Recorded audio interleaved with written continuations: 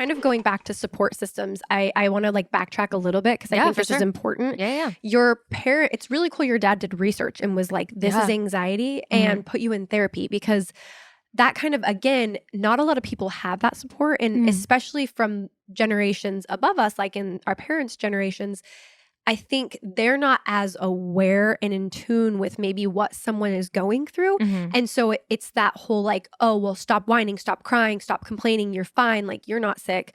You know, I used to get the whole, if you're not bleeding and like, stop whining kind of a thing. Yeah. And so I think it's really cool that your parents were open to it and understanding and like decided to do something about it, because I'm sure that's helped you. And now at 20 is still young, and being able to identify that and not only know it for yourself, but being able to advocate it for others.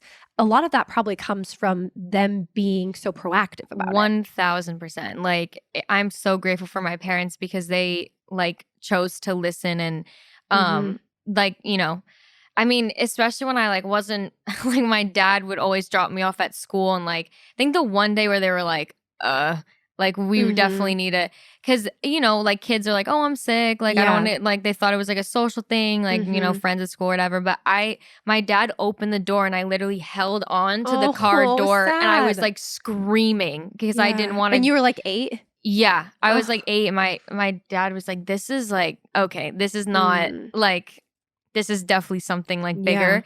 And yeah, it was definitely like a big, and then they also like threatened, because they didn't know like what was going on. And like, I would just like walk out on like recitals and all of this. And I was like losing all my interests, and they were like threatened to like take all of these things away, and everything they said, I was like, I don't care, just take me home.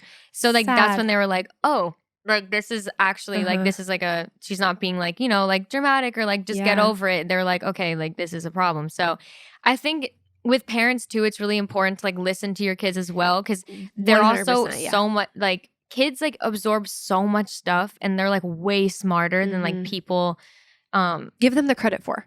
Exactly. Yeah.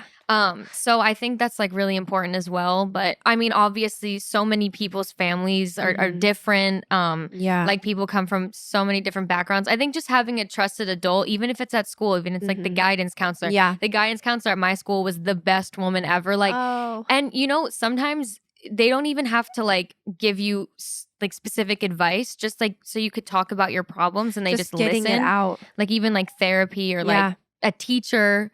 Yeah. Like, but it's really great, you know? when, like you're saying, your parents, when they listen to you, because I think especially with kids, everybody, but especially with kids, they haven't yet like allowed society to completely muzzle them, right? They say how they feel, and that's why they'll throw a temper tantrum, or they say what's on their mind, even if sometimes you're like, well, don't say that. You know what I mean? Oh, for sure. But so normally I think we look at it and we're like, you know, it's a problem, or you're always whining, or what's wrong? Like, there's nothing that we can see is wrong. So we're like, you're fine, you're not sick, you're okay, you just don't want to go to school or whatever. Yeah. But in reality, like, I think it's important to listen to what they're saying, because there is something behind it. Yeah. Like my niece, she's 6 and she's in first grade, and she's in Wyoming, and it's a similar situation. Like, she's been having a hard time with school, because she's coming home and her lunchbox is still full, or she's like having stomach aches and having to go home from school, and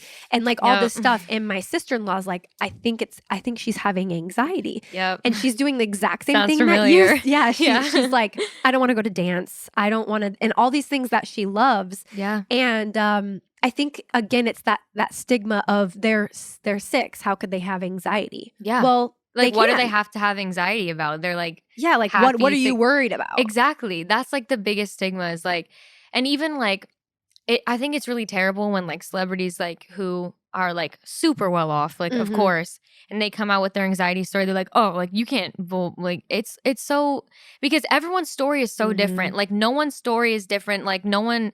It's bad to like, oh, like my story is worse than you, like blah, blah, blah. That's not the case, because you can't compare struggles. No, because everyone is so different, and everyone goes through like very traumatic things, and like it's their all own right. valid. And it's all valid.